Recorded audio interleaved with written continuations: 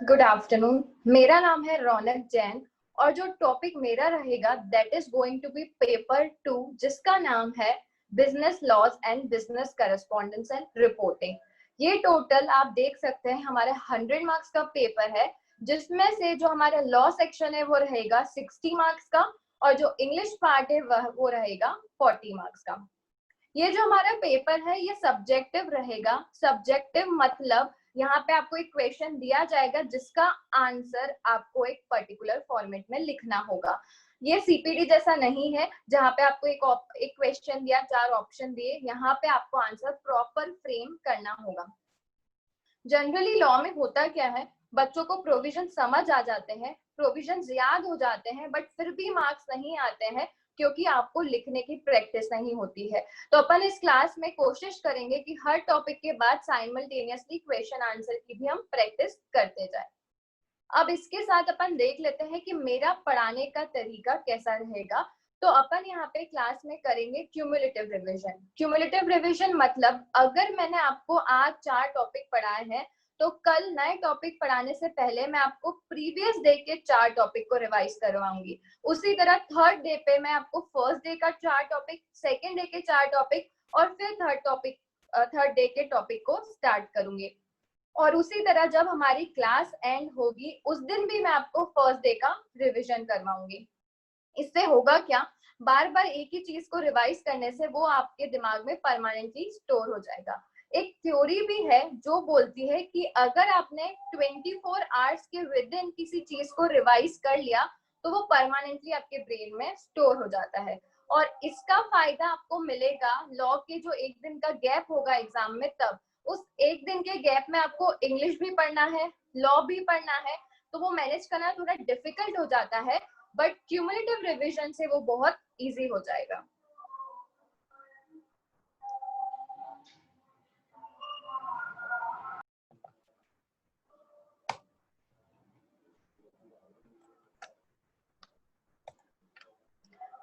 अब हम हमारा आज का टॉपिक स्टार्ट करते हैं जिसका नाम है लिमिटेड लायबिलिटी पार्टनरशिप एक्ट 2008 या फिर एलएलपी एक्ट 2008। ये बहुत ही छोटा चैप्टर है, मेरे ख्याल से आपके 5 लॉ में से सबसे छोटा चैप्टर यही है।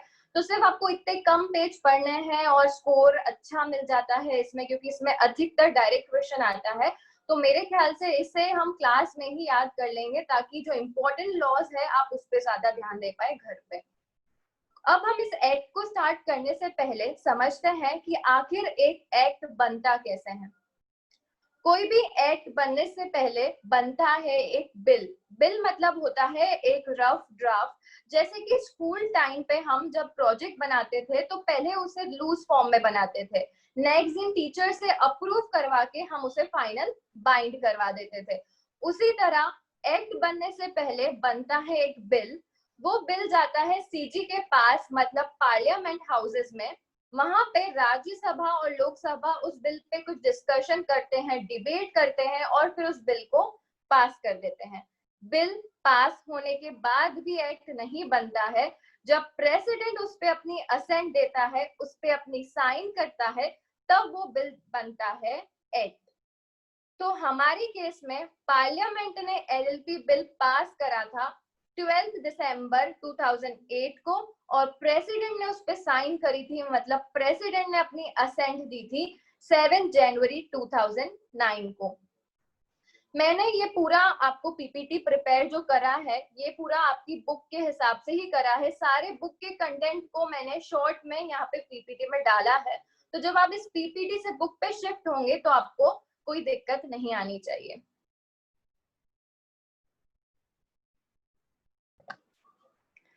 अब लिमिटेड लायबिलिटी एक्ट 2008 को डिटेल में स्टार्ट करने से पहले हम समझ लेते हैं आखिर ये वर्ड लिमिटेड लायबिलिटी पार्टनरशिप होता क्या है।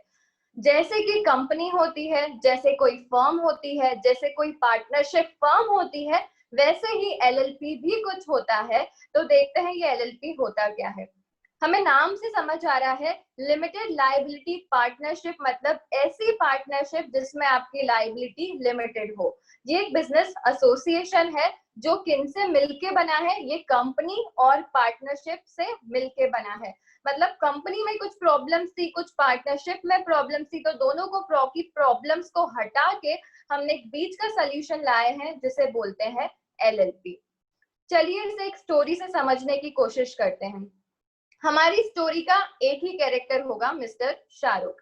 अब मिस्टर शाहरुख के पास बहुत सारा पैसा था, वो एक सीए थे, अच्छा खासा उनका बिजनेस चल रहा था, बहुत सारी कार, बहुत सारे बंगलोज थे उनके पास।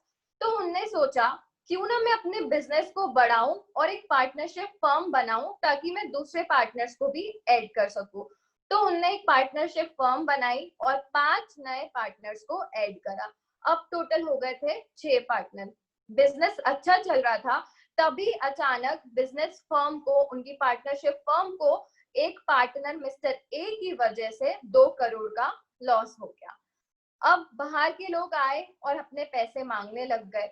तो बाकी के जो 5 पार्टनर थे उनने कहा कि हम तो बेचारे गरीब है, हमारे पास पैसा ही नहीं है, ना ही हमारी पार्टनरशिप फर्म में कुछ पैसा है, लेकिन हाँ मिस्टर शाहरुख के पास बहुत पैसा है, आप उनसे पैसे मांगिए। तो मिस्टर शाहरुख ने बोला कि ये तो गलत बात है, लॉस तो फर्म को हुआ है, आप फर्म, बिजनेस को और मेरी पर्सनल एसेट को क्यों मिक्स कर रहे हो। तब हमने उन्हें समझाया कि शायद आप भूल चुके हो कि पार्टनरशिप फर्म में लायबिलिटी अनलिमिटेड होती है और दूसरा वहां पे सेपरेट लीगल एंटिटी नहीं होती है। सेपरेट लीगल एंटिटी नहीं होती है मतलब पार्टनरशिप फर्म में पार्टनर्स और फर्म को एक ही माना जाता है। तो मतलब अगर लॉस किसी की वजह से भी हुआ, बियर दूसरे को भी करना पड़ेगा। दूसरी बात, लायबिलिटी अनलिमिटेड होती है, मतलब यहाँ पे अगर लॉस होता है तो आपको आपके पर्सनल असेट भी बेचने पड़ सकते हैं। तो मिस्टर शाहरुख ने सोचा कि ये तो गलत हो रहा है, तो क्यों ना मैं कंपनी बनाऊं, क्योंकि कंपनी में लायबिलिटी लिमिटेड होती है। बट कंपनी में दूसरी प्रॉब्लम्स थी, बहुत ज्यादा फॉर्मेलिटीज, बहुत सारे प्रोसीजर्स। तो मिस्टर शाहरुख ने सोचा कि क्यों ना एक बीच का रास्ता मिल जाए, और तभी गवर्नमेंट ने उनकी सुन ली और गवर्नमेंट लाई नया एक्ट जिसका नाम है लिमिटेड लायबिलिटी पार्टनरशिप एक्ट।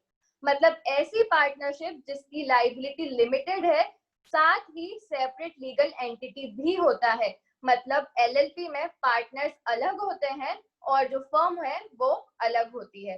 तो अगर फर्म को कोई नुकसान होता है तो पार्टनर्स लायबल नहीं होते हैं और वाइस वर्सा।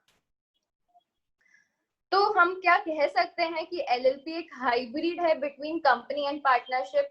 तो हाँ, ये मिक्सचर है कंपनी और पार्टनरशिप फर्म का। अब यहाँ पे कुछ टेबल दे रखी है, इस टेबल में हमने कंपनी के फीचर्स लिख रखे हैं और पार्टनरशिप के फीचर्स लिख रखे हैं। अगर आप ध्यान से अगर इस टेबल को देखते हैं तो हम ही कोशिश करते हैं पहचानने की, जो फीचर्स हमें कंपनी के अच्छे लगे हैं वो हमने एलएलपी में ले लिए, और कुछ फीचर्स हमें पार्टनरशिप के अच्छे लगे हैं तो वो भी हमने एलएलपी में ले लिए।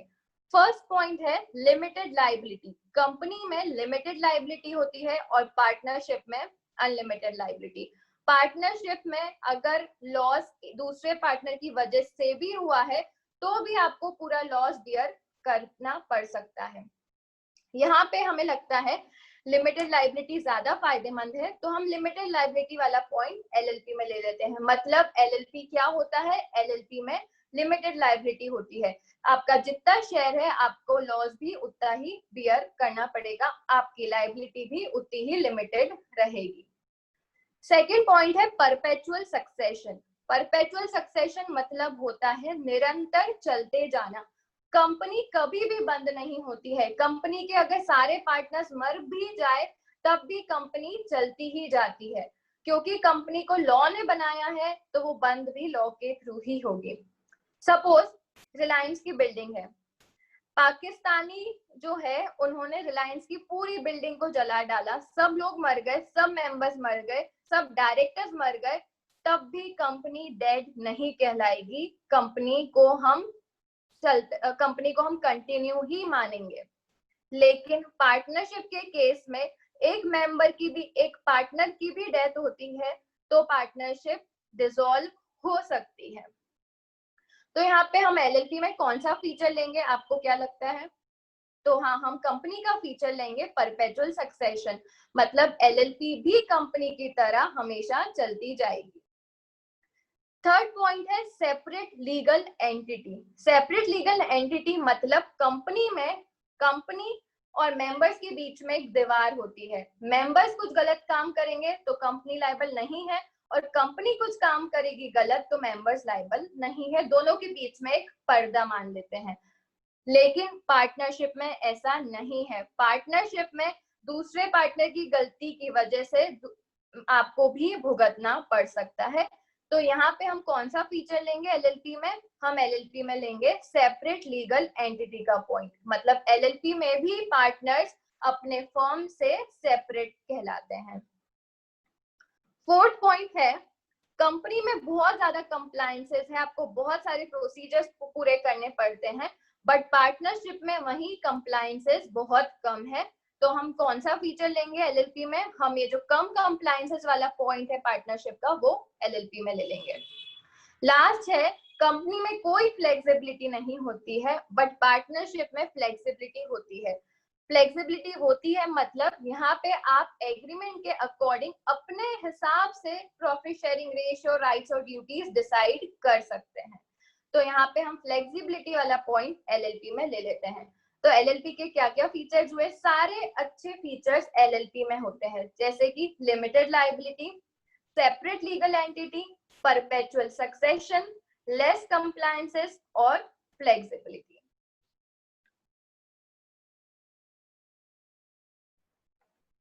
नेक्स्ट हमारा बुक का टॉपिक है जिसमें दे रखा है कि एलएलपी एक्ट में टोटल कितने सेक्शंस होते हैं।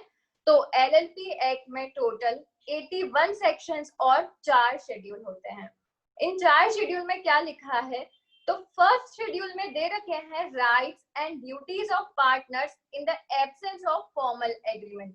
मतलब अगर आपके बीच में पार्टनर्स के बीच में एग्रीमेंट है कि ए का रेशियो ये रहेगा, बी का रेशियो ये रहेगा, तो हम उस एग्रीमेंट के हिसाब से चलेंगे। लेकिन अगर एग्रीमेंट नहीं है तो फिर हम फॉलो करेंगे फर्स्ट शेड्यूल। सेकेंड शेड्यूल में दे रखा है कि अगर एक पार्टनरशिप फर्म को एलएलपी में कन्वर्ट होना है तो वो कैसे कन्वर्ट हो सकती है। थर्ड शेड्यूल में दे रखा है कैसे एक प्राइवेट कंपनी कन्वर्ट हो सकती है एलएलपी में। और फोर्थ शेड्यूल में दे रखा है conversion of unlisted public company into LLP. उसके बाद दे रखा है कि ये पूरा जो एलएलपी एक्ट है काफी बड़ा एक्ट है, तो इसे पूरा एडमिनिस्टर कौन करेगा, इसको पूरा चेक कौन करेगा। तो जो मिनिस्ट्री ऑफ कॉर्पोरेट अफेयर्स है, मिनिस्ट्री ऑफ कॉर्पोरेट अफेयर्स मतलब एक गवर्नमेंट की मिनिस्ट्री जो कंपनी का भी सारा रेगुलेशन देखती है और एलएलपी का भी रेगुलेशन देखती है। तो एमसीए एंड आरओसी, आरओसी मतलब रजिस्ट्रार ऑफ कंपनीज, पूरा एलएलपी एक्ट को गवर्न करेंगे। अब यहाँ के जो एलएलपी एक्ट के रूल्स हैं उनको बनाता कौन है? तो उन्हें बनाता है सीजी, और उन्हें अमेंड मतलब उन्हें चेंज भी कौन कर सकता है? सीजी मतलब सेंट्रल गवर्नमेंट। तो central government can frame the rules and can amend them. अब आपको क्या लगता है, क्या पार्टनरशिप एक्ट 1932 एलएलपी पे एप्लीकेबल होगा? आपको क्या लगता है? इसका आंसर आप सोचिए। तो हाँ, पार्टनरशिप एक्ट 1932 एलएलपी पे नहीं लगेगा, क्योंकि एलएलपी का अपना खुद का एक्ट बन चुका है, एलएलपी एक्ट 2008। तो पार्टनरशिप एक्ट एलएलपी पे एप्लीकेबल नहीं होता है।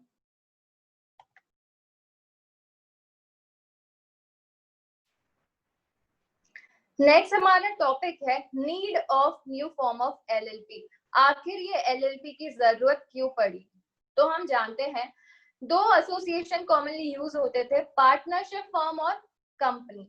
अब पार्टनरशिप फर्म में क्या दिक्कत आ रही थी? अनलिमिटेड लाइबिलिटी की, मतलब लॉस होगा तो पर्सनल एसेट भी बेचने पड़ेंगे। सेकंड, वहां पे सेपरेट लीगल एंटिटी नहीं थी, मतलब एक पार्टनर ने कुछ गड़बड़ करी तो दूसरा पार्टनर भी लाइबल होगा, और फर्म और पार्टनर्स के बीच में कोई डिफरेंस नहीं था, फर्म ही पार्टनर थी।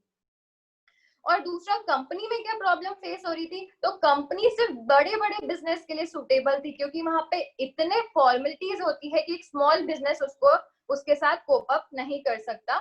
तो इसी वजह से हमें जरूरत पड़ी एक नए फॉर्म ऑफ ऑर्गेनाइजेशन की, जो की है एलएलपी।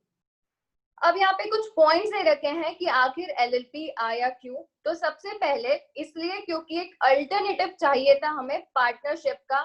तो it provides an alternative to the traditional partnership with unlimited liability.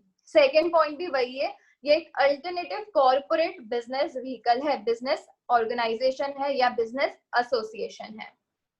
Third, ये हमें फायदा देता है लिमिटेड लायबिलिटी का। फोर्थ, यहाँ पे आपको एक और फायदा मिलता है पार्टनरशिप का कि आप यहाँ पे फ्लेक्सिबिलिटी यूज कर सकते हो, मतलब इंटरनल स्ट्रक्चर आप अपने एलएलपी का एग्रीमेंट के हिसाब से बना सकते हो।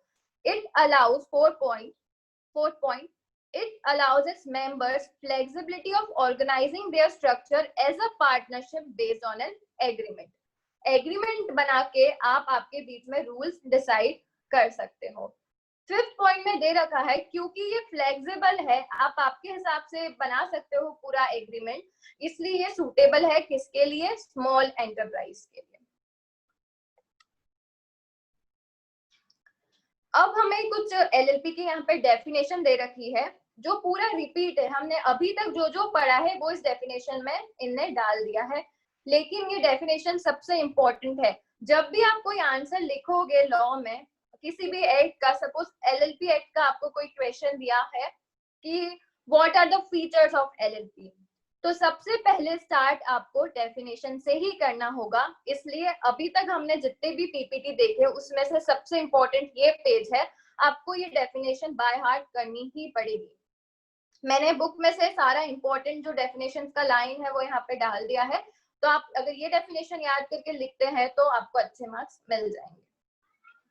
तो एलएलपी की डेफिनेशन क्या है, एलएलपी एक अल्टरनेटिव कॉर्पोरेट बिजनेस व्हीकल है। ये हमने देखा है कि एक अल्टरनेटिव है किसका, कंपनी और पार्टनरशिप का।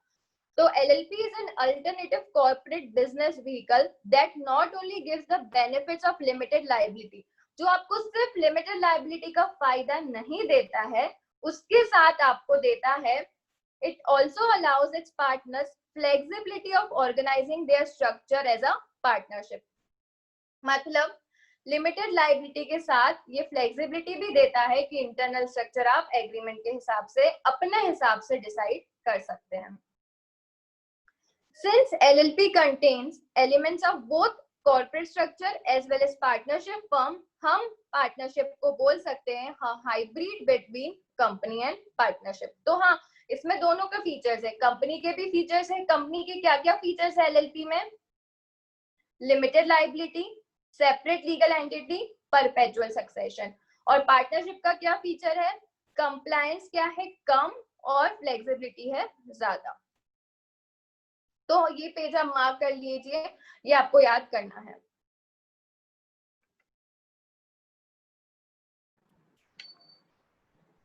अब हम स्टार्ट करते हैं कुछ इंपॉर्टेंट डेफिनेशंस एलएलपी एक्ट की, जिसमें से सबसे फर्स्ट डेफिनेशन है बॉडी कॉर्पोरेट की। अब बॉडी कॉर्पोरेट वर्ड आप कहीं पे भी देखते हैं तो सबसे पहले आपके दिमाग में क्या आता है, कंपनी। तो हाँ, बॉडी कॉर्पोरेट मतलब कंपनी ही होता है, लेकिन उसके साथ कुछ और भी एसोसिएशंस है जो बॉडी कॉर्पोरेट कहलाती है। तो हम पढ़ते हैं definition. It means a company as defined in companies act 2013। तो इसकी डेफिनेशन कंपनी की आप आपके कंपनीज एक्ट में पढ़ चुके होंगे। तो बॉडी कॉर्पोरेट मतलब कंपनी होता है and includes number 1 LLP registered under this act. कोई भी LLP अगर LLP एक्ट 2008 में रजिस्टर्ड है तो वो भी बॉडी कॉर्पोरेट की डेफिनेशन में आती है।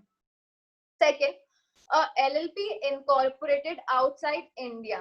तो कोई भी LLP अगर इंडिया के बाहर भी इनकॉर्पोरेटेड है तो वो भी काय में आएगी, बॉडी कॉर्पोरेट की डेफिनेशन में।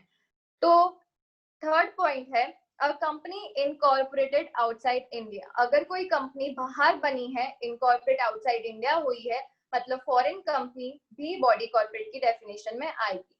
तो क्या क्या आ रहा है बॉडी कॉर्पोरेट की डेफिनेशन में, Indian company, Indian LLP, foreign LLP और foreign company.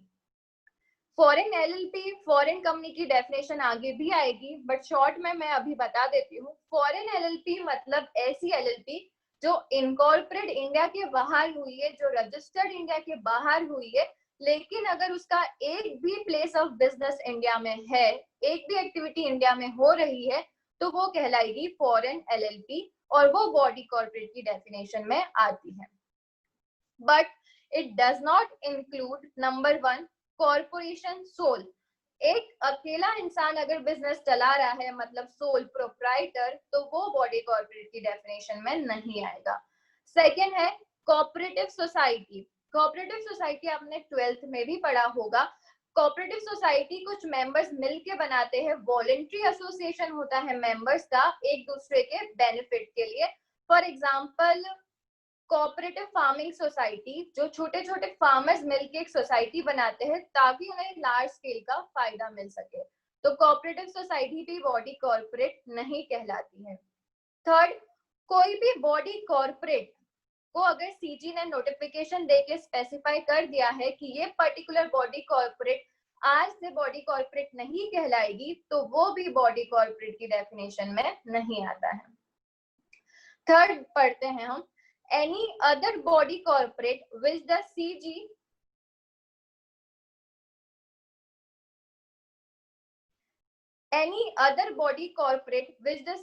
by notification in the official gazette specify.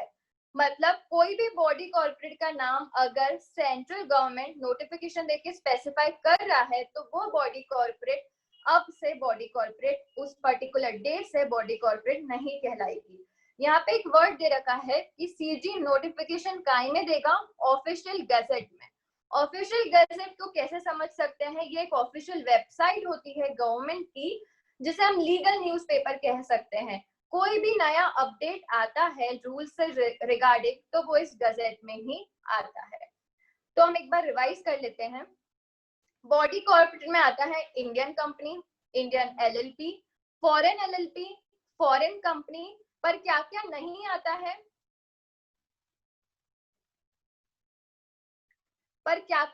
आता है, तो कॉर्पोरेशन सोल, कोऑपरेटिव सोसाइटी और वो बॉडी कॉर्पोरेट जो सीजी स्पेसिफाई कर देता है.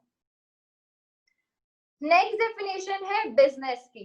तो बिजनेस मतलब बिजनेस की डेफिनेशन बिल्कुल भी रेलेवेंट नहीं है. आप इसको स्किप कर सकते हैं, आप 12th में भी पढ़ चुके हैं. बिजनेस मतलब कोई भी ट्रेड कर रहा, कोई भी kind of trade, service, profession, occupation, तो ये आप स्किप कर सकते हैं.